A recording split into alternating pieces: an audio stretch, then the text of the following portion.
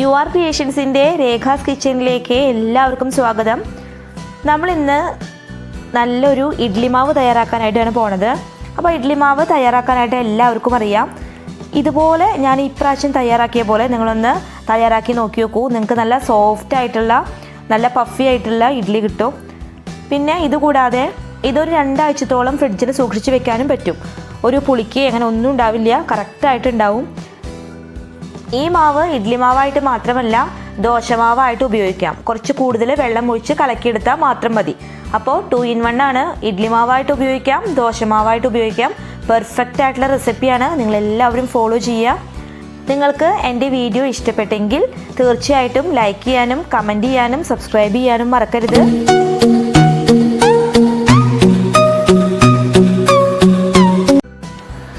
ഇന്ന് നമ്മൾ എങ്ങനെയാണ് പെർഫെക്റ്റായിട്ട് ഇഡ്ലി മാവ് തയ്യാറാക്കുക എന്നാണ് നോക്കുന്നത്.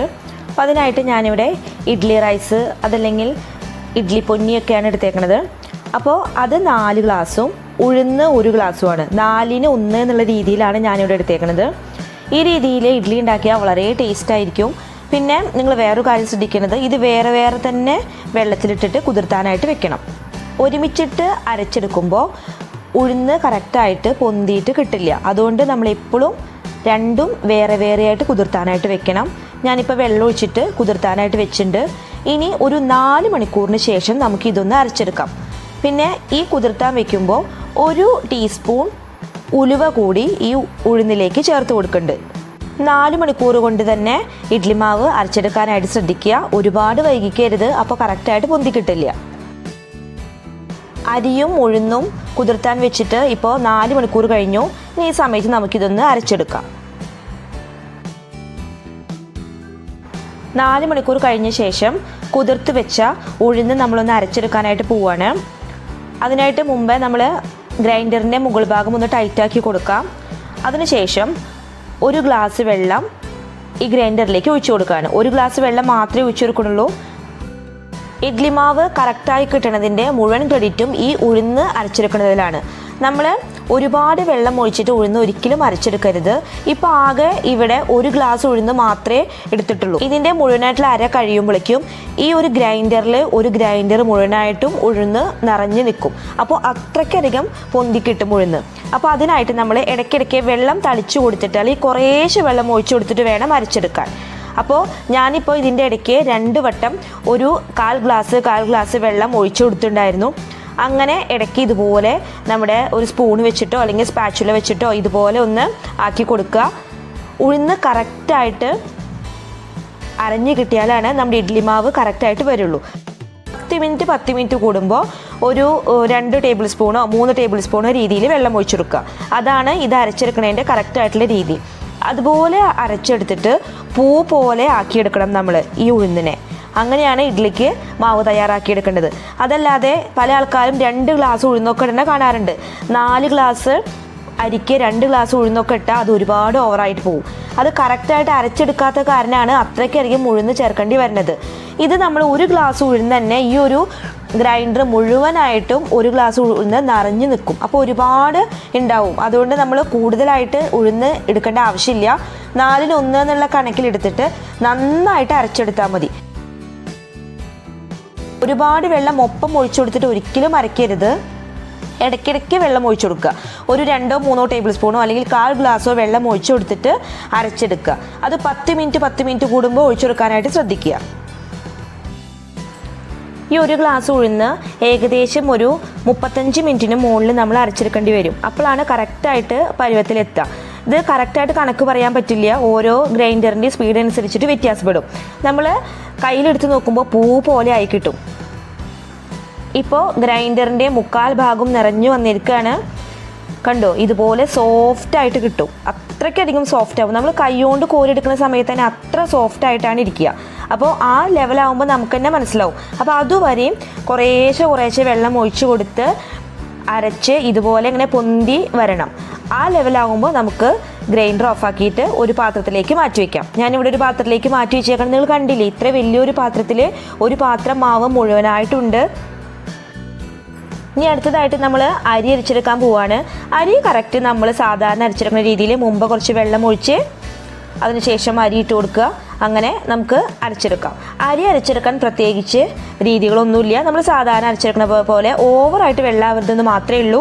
കറക്റ്റ് സാധാരണ അരച്ചെടുക്കുന്ന പോലെ അരച്ചെടുക്കാം. ഇടയ്ക്കിടയ്ക്ക് വെള്ളം ഓഫാക്കുകയോ ഓൺ ചെയ്യുകയൊന്നും വേണ്ട. ഇടയ്ക്ക് സ്പാച്ചിൽ വെച്ചിട്ട് ഒന്ന് ഇളക്കി കൊടുത്താൽ മാത്രം മതി. പിന്നെ അരി ഒരുപാട് നൈസായി പോകണ്ട. ചെറിയൊരു തരിയുള്ളത് നല്ലതാണ്. ഇഡ്ഡലിക്ക് കുറച്ച് നല്ലതാണ്. ഇഡ്ഡലി ആയാലും ദോശ ആയാലും ചെറിയൊരു തരിയുള്ളത് നല്ലതാണ്. അപ്പോൾ നമ്മൾ ഓഫാക്കുകയാണ്. ഇതും ഒരു പാത്രത്തിലേക്ക് മാറ്റി വെച്ചു. ഇനി ഇത് രണ്ടും കൂടിയിട്ട് നന്നായിട്ടൊന്ന് മിക്സാക്കി എടുക്കണം.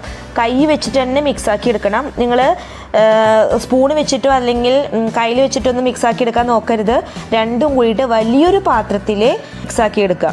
കാരണം ഈ ഉഴുന്നിന് വളരെയധികം വെയിറ്റ് കുറവാണ്, എന്നാൽ അരിക്ക് നല്ല വെയിറ്റ് കൂടുതലാണ്. അപ്പോൾ ഉഴുന്നിങ്ങനെ മുകൾ ഭാഗത്ത് പൊന്തി കിടക്കും. അപ്പോൾ നന്നായിട്ട് മിക്സാക്കി എടുത്താൽ മാത്രമേ നല്ല ഇഡ്ഡലി ആയിട്ട് വരുള്ളൂ. ഞാനിവിടെ ചോറൊന്നും ചേർത്തിട്ടില്ല കേട്ടോ. നിങ്ങൾക്ക് വേണമെങ്കിൽ ഈ അരി അരിക്കണേൽ കുറച്ച് ചോറ് ചേർത്ത് കൊടുക്കാം. 1 മെഷറിംഗ് കപ്പോ 2 മെഷറിംഗ് കപ്പോ ചോറ് ചേർക്കാം. ഞാനിവിടെ ചോറൊന്നും ചേർത്ത് കൊടുക്കണില്ല. ഇല്ലാതെ തന്നെ നല്ല ഇഡ്ഡലി മാവ് തയ്യാറായിട്ടുണ്ട്.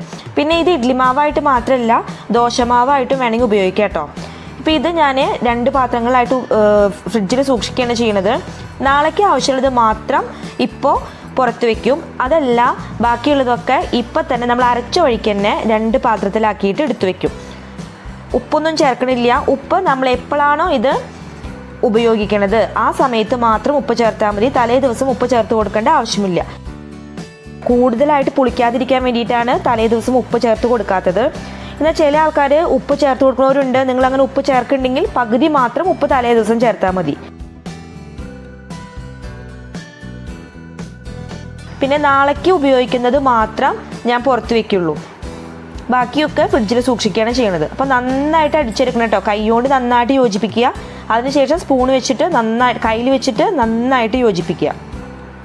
അപ്പോൾ ഈ 2 പാത്രവും ഞാൻ ഫ്രിഡ്ജിൽ വെക്കാൻ വേണ്ടി എടുത്തു വെച്ചേക്കാണ്. 2 പാത്രം വലിയ പാത്രങ്ങൾ ഫ്രിഡ്ജിൽ വെച്ച ശേഷം ബാക്കിയും നാളേക്കുള്ള മാവ് വേറെയുണ്ട്. അപ്പോൾ അത്രയ്ക്കധികം നമ്മൾ കറക്റ്റായിട്ട് അരച്ചെടുത്താൽ അത്രയ്ക്കധികം മാവ് കൂടുതലായിട്ട് നമുക്ക് കിട്ടും. അപ്പോൾ ഇതൊന്ന് ശ്രദ്ധിച്ച് ഇതുപോലെ നിങ്ങൾ അരച്ചെടുത്താൽ പൂ പോലുള്ള നല്ല ഇഡ്ഡലി നമുക്ക് തയ്യാറാക്കാനായിട്ട് പറ്റും. കണ്ടില്ലേ, ഈ 2 പാത്രം ഞാൻ ഫ്രിഡ്ജിലെടുത്ത് വെക്കാൻ പോവുകയാണ്. ബാക്കി മാവ് ഒരു പാത്രത്തിലേക്ക് ഒഴിച്ചു കൊടുക്കുകയാണ്. ഈ ബാക്കിയുള്ള ഇഡ്ഡലി മാവ് കൊണ്ട് നാളെ നമുക്കൊരു 30 ഇഡ്ഡലിയോളം തയ്യാറാക്കിയെടുക്കാനായിട്ട് പറ്റും. ഇനി ഇത് നന്നായിട്ടൊന്ന് ഇളക്കിയെടുത്ത ശേഷം ഞാൻ മൂടി വെച്ചിട്ട് ഇനി നാളെ കാലത്ത് മാത്രമേ ഇത് തുറന്ന് ഉപ്പ് ചേർക്കുള്ളൂ. അപ്പോൾ ഇത് നന്നായിട്ട് കലക്കി വെച്ചു കേട്ടോ. ഇത് ഇന്ന് രാത്രി മുഴുവനായിട്ടും ഇങ്ങനെ ഇരിക്കട്ടെ. നാളെ കാലത്ത് നമുക്കിതെടുത്തിട്ട് ഇഡ്ഡലി ഉണ്ടാക്കാം. ഒരു രാത്രി മുഴുവനായിട്ടും ഇഡ്ഡലി മാവ് നന്നായിട്ട് പുളിക്കാനായിട്ട് വെച്ചു. കാലത്തെടുത്ത് ഒന്ന് ഇളക്കി കൊടുക്കുകയാണ്. ഈ ഇളക്കുന്നത് പ്രത്യേക കാര്യമുണ്ട് കേട്ടോ. കാരണം ഉഴുന്നതല്ലെങ്കിൽ അടിയിലേക്ക് പോവും. നന്നായിട്ട് ഇളക്കിയെടുക്കണം. അതിനുശേഷം ആവശ്യത്തിന് ഉപ്പ് കൂടി ചേർത്ത് കൊടുക്കാം. ഇഡ്ഡലിയുടെ തട്ടിലൊക്കെ എണ്ണ പുരട്ടി കൊടുക്കണം. അപ്പോഴാണ് കറക്റ്റായിട്ട് വിട്ട് കിട്ടുള്ളൂ. അപ്പോൾ എല്ലാ തട്ടിലും ഞാൻ എണ്ണ പുരട്ടി കൊടുത്തിട്ടുണ്ട്. ഇനി ഇതിലേക്ക് മാവ് ഒഴിച്ച് കൊടുക്കുകയാണ്. അതിലെ എയർ ബബിൾസൊക്കെ പോകാൻ വേണ്ടിയിട്ട് ചെറുതായിട്ടൊന്ന് ടാപ്പ് ചെയ്ത് കൊടുക്കാം. അതിനുശേഷം ഒരു സ്റ്റീമർ ഗ്യാസ് സ്റ്റവിൽ വെച്ചിട്ട് നമുക്ക് ഇഡ്ഡലി സ്റ്റീം ചെയ്തെടുക്കാം. ഇഡ്ഡലി പുറത്തെടുത്തു. നന്നായി തണുത്ത് കിട്ടിയിട്ടുണ്ട്. ഇനി സ്പൂണൊന്നും വേണ്ട. കറക്റ്റായിട്ട് നമ്മൾ 4 ഭാഗവും ഇതുപോലെ അടർത്തിയെടുക്കാൻ പറ്റും. കറക്റ്റായിട്ടുള്ള ഇഡ്ഡലി നമുക്ക് കിട്ടിയിട്ടുണ്ട്. ഇനി ബാക്കിയുള്ള ഇഡ്ഡലി മുഴുവൻ നമുക്ക് ഇതുപോലെ അടർത്തിയെടുക്കാം. ഇനി സ്പൂണ് പോലും ഉപയോഗിക്കേണ്ട ആവശ്യമില്ല കേട്ടോ. അത്രയും പെർഫെക്റ്റ് ആയിട്ടാണ് ഇഡ്ഡലി വന്നേക്കുന്നത്. അടുത്ത പ്രാവശ്യം ഇഡ്ഡലി മാവ് തയ്യാറാക്കുമ്പോൾ എന്തായാലും ഇതുപോലെ ഒന്ന് ട്രൈ ചെയ്ത് നോക്കി നോക്കണം. നിങ്ങളുടെ വിലയേറിയ അഭിപ്രായങ്ങൾ കമൻറ്റ് ബോക്സിൽ അറിയിക്കാൻ മറക്കരുത്. ഇതുപോലെ പൂ പോലെ സോഫ്റ്റ് ആയിട്ടുള്ള അടിപൊളി ഷേപ്പുള്ള ഇഡ്ഡലി നിങ്ങളെല്ലാവരും തയ്യാറാക്കി നോക്കി നോക്കുക. വീണ്ടും ഒരു സൂപ്പർ റെസിപ്പിയുമായിട്ട് ഉടൻ തന്നെ വരുന്നതായിരിക്കും. അതുവരേക്കും നന്ദി, നമസ്കാരം. Thank you for watching.